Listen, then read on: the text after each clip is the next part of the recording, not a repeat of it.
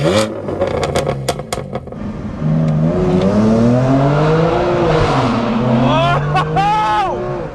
guys, welcome back to another episode of 0 to 60, and my god, we got something pretty cool today. Hell yeah, we do. We're finally getting to test real world 0 to 100, a BMW M2 Competition. And it's not just an M2 Comp, it's a very modified, it's basically full bolt-ons with the new BM3 map switching, which we're going to show you guys shortly how easy that is to switch through the maps on a stock ROM. And then we're going to go and test it and see how fast it does 0 to 100, 60 to 120, and have a damn good time, because man, this thing sounds good. Yeah, and you know how much we like Declan's standard M2 with the N55? So I'm really looking forward to this thing. Let's get into it. So the first thing we're going to touch on is actually all the mods that have been done to this car, because it's not really anything super exotic. It's all pretty much off-the-shelf parts that everyone, I think, should be doing to their S55 powered M2s.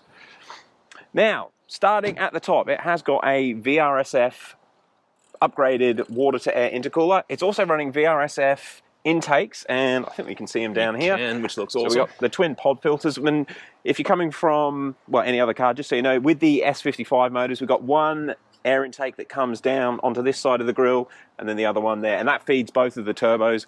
And obviously they are a twin turbo, which is why the twin charge pipes come up into the intercooler and a single outlet going down into the engine.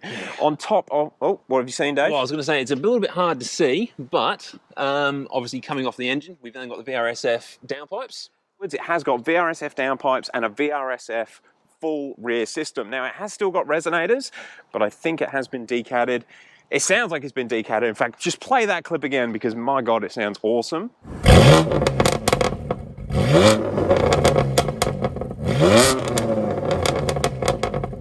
Now, I know it's not even an aftermarket accessory. All of the M2 comps come with this factory, but the carbon fiber strut brace looks so good as soon as you pop the bonnet, especially on the white car as well. Does anyone know if you can retrofit them to the N55 cars? I think Declan needs one. He does. I wonder if that would make his engine bay look even more special. And while we're on the outside, let's have a quick look at the wheels that Jimbo's currently got on the car.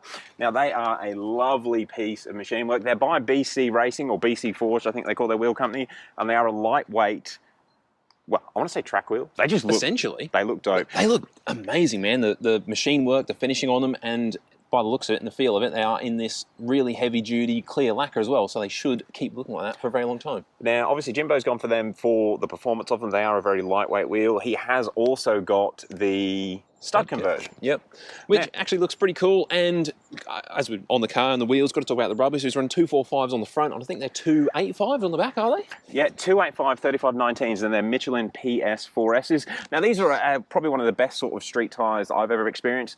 However, Jimbo has said good luck launching it with launch control in those tyres. He has got another set of wheels with AR1, but unfortunately not on the car today. Maybe if everyone comments below, we might be able to come back and do a run with AR1s on this thing. And just quickly, another few little styling cues that Jimbo's own. He's got the black side grills, which I think just look mean, and he's also put a lovely carbon splitter and some window tint on it. Actually, no, that might be factory tint. Who knows? It looks cool. It looks amazing. Right, let's have a look on the inside. Now, being the M2 Comp, we have got a lovely little reminder that you bought the more expensive one as you get in the car on the sill here. Hey, you can't go past these M stitching seatbelts as well. They just look fantastic. And of course, we have the full M seats, which I know we keep referencing Declan's car, and I'm sorry, Declan, but these seats are a little bit nicer. All right, now, while we're inside, before we get going on this drive, let's have a look at map switching. Yes. So, BM3 released this map switching option, I want to say 2 or 3 months ago, and this is the first car that we've actually had the chance to get in and play with, and it is just as easy as they make out to switch the maps. In fact, Dave, do you want to just show how easy it is to change those maps? The process, all you do is grab this lovely suede covered steering wheel, hold that res button, and you can see the tacho straight away goes up to the 3000 RPM range, which indicates that it is in map 3.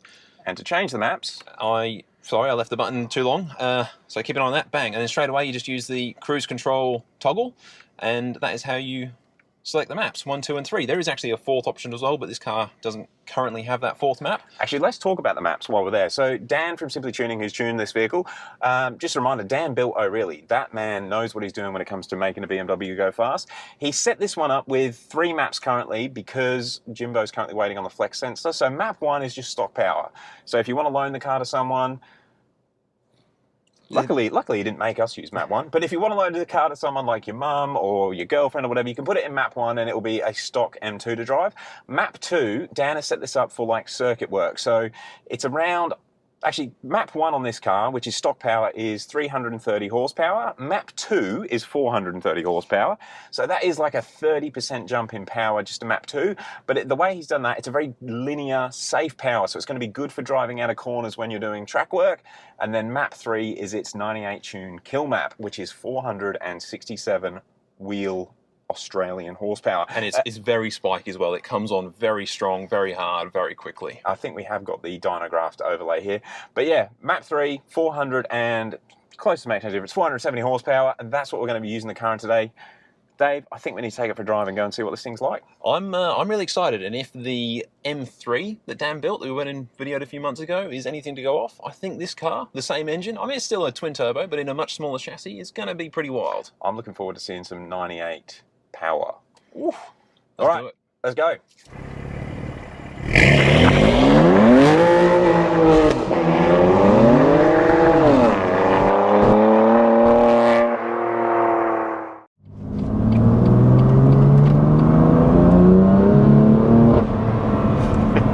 So that was first little roll on in map 1. So stock power, it felt torquey to be honest. It feels really, not what I was expecting. It's very linear, very controllable. It's not spiky like that. And powerful. Well, mind you, I say it's stock power level. That's basically a stock tune. It's still got the downpipes, the exhaust, the intake. So it's still got all those other mods that will make it feel faster than a completely stock car.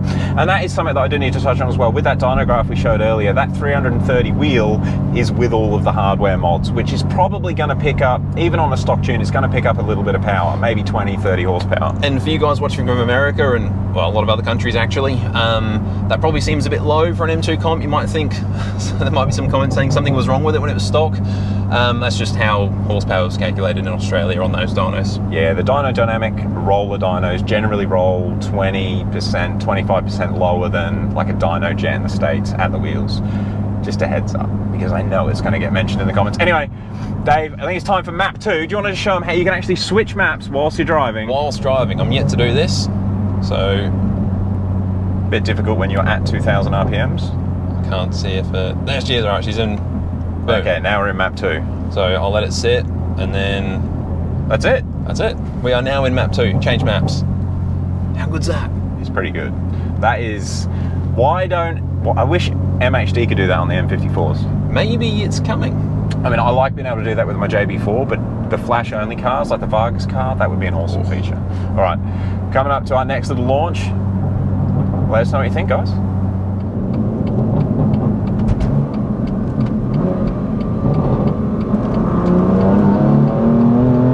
Yep, she feels faster. Oh, man. Shit. All right, there's definitely a noticeable... Well, it's another 100 horsepower. Of course you're going to notice the difference. All right. Map 3, I want to feel what map 3 feels like, and then we'll actually start doing some timed runs.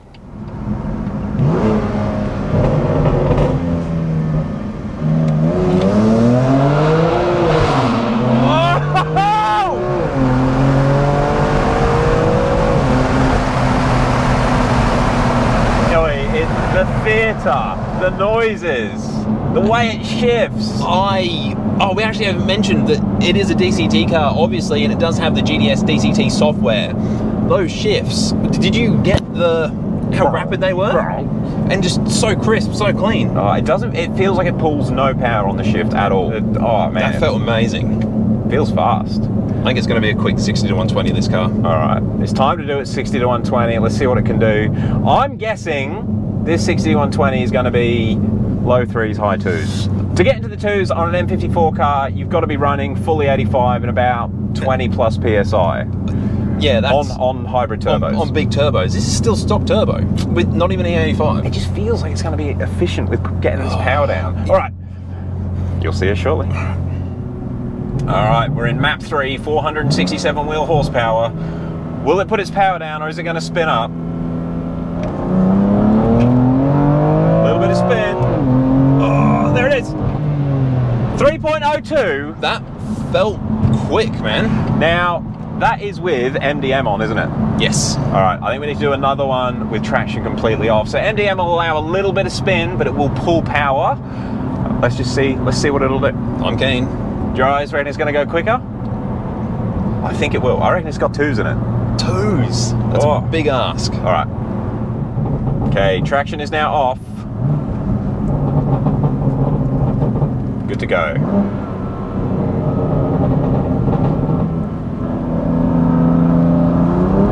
Oh, it's spinning! Way too much spin. Feels quicker though. Oh my god, 2.83. What the hell? On pump fuel. I had to pedal that. I brake boosted because before it felt a little bit lethargic at about 60 Ks, but then with a little bit of brake boost it was too much and it span up. I literally had to pedal it. 2.8 on 98. This car's fast. I like this thing a lot. All right, it's time to do the launches.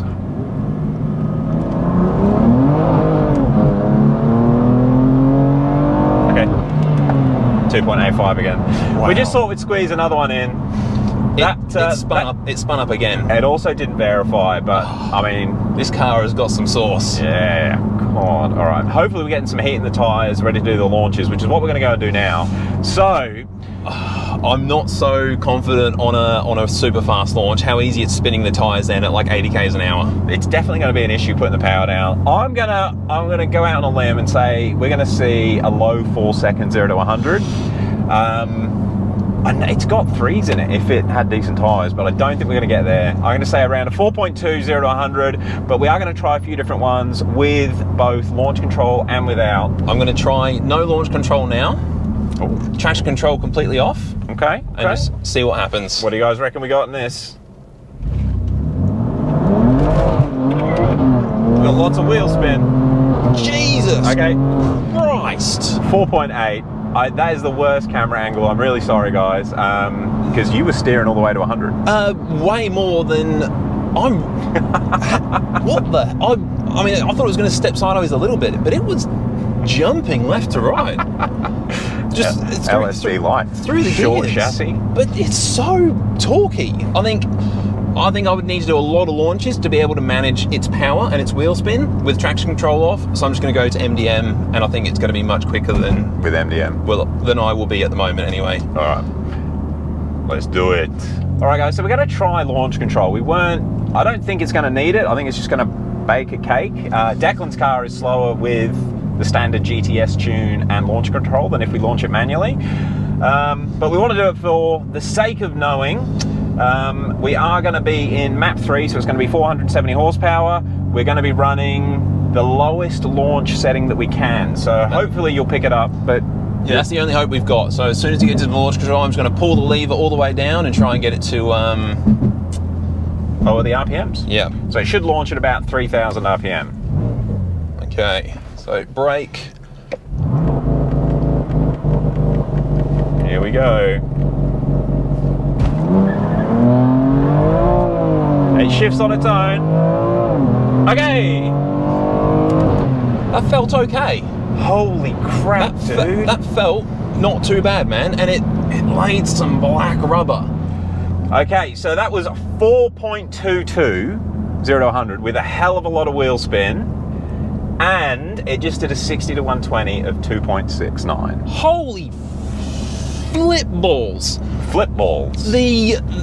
Okay, that is one thing that launch control does, because it changes gear for you and it modulates the clutch through, well, obviously through the launch, but then also through the gears. See how it didn't fry the... It didn't fry second. It was a really hard, fast, shift. High RPM, full power shift, but it didn't go when it engaged second. It just drove. All right, I think we'll do one more launch. These numbers are pretty damn impressive. We'll do one more launch without launch control, with MDM on to try and help the wheel spin. And we better go and give this car back before we end up deciding to keep it. Yeah, we'll just keep driving. All right, so we are in MDM traction mode. We're still in map 3, so we've still got all the power. We're not going to use launch control. Now that is one of the issues with the launch control on these. You can't use traction control and launch control. All right, Dave, you got this. Let's go. Smooth off the line. Oh, it pulls so good. All right. 4. Oh gosh. 4.4 with a 2.66 60 to 120. That was a quicker 60 to 120 with traction, but a little bit slower off the line. I got to say, on that launch then, because of how much it spins the tyres, I was very gentle on the initial throttle to let the clutches get fully engaged and a little bit of road speed before I went into it. But still, even though I had some road speed, put the power down and it started to spin the tyres again. This thing is just a monster. A wicked package. All right, let's head back.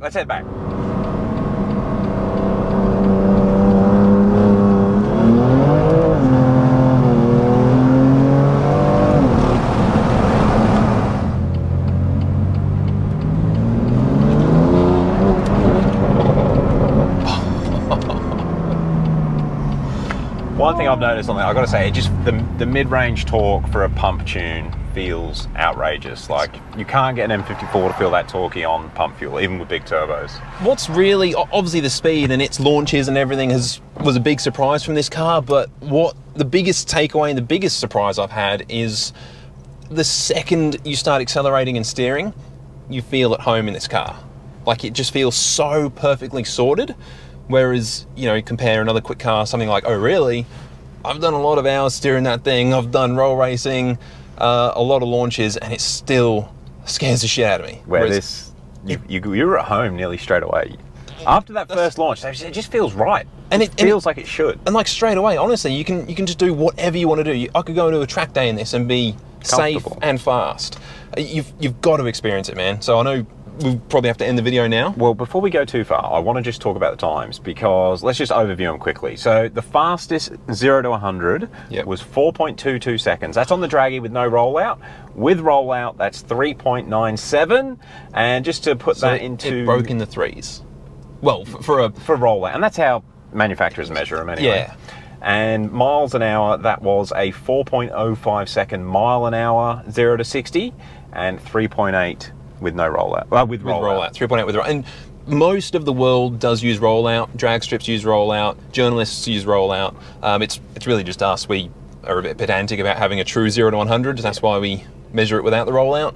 But I know you'll be comparing this car to its factory claim 4.2, and it's just beaten it. It has. Now, on an unprepped surface. That's kind of what I was expecting it to do. In fact, I think that's exactly what I predicted.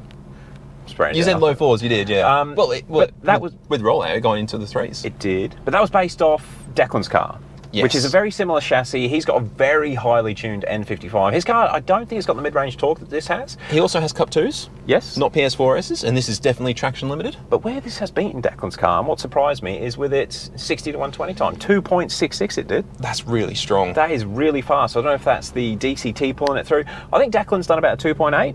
Okay. But my N54 car, the fastest I've ever done is 2.59. On full E85. Full E85, 27 PSI. With your big turbos. Yeah, that was with PS4Ss as well. This thing is amazing. And I think Aurelia's only 2.2.